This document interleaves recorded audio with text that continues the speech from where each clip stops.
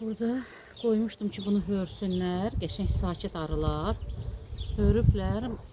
Bax bu dalaqlara da çoxlu təzə yumurta qoyublar. Amma iridir də, yəni bunlar ola bilər ki, erkək arılar üçün hörülübdür. Amma yumurta var. Şimdi eksperiment üçün qoyuram. Bu ayırdığım, даже buralarda da var, hə, bunlarda da var yumurta. Mama da üstündeydi, mamçıkanı ayırdım, indi bunu bura qoyuram. Ki bunlar özləri üçün ana seçsinlər.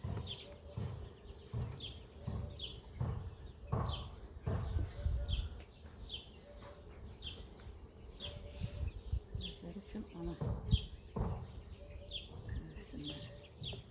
Ayırmışam 4 ramkadır. Bu da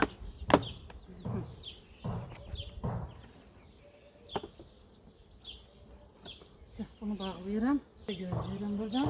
Üstçük.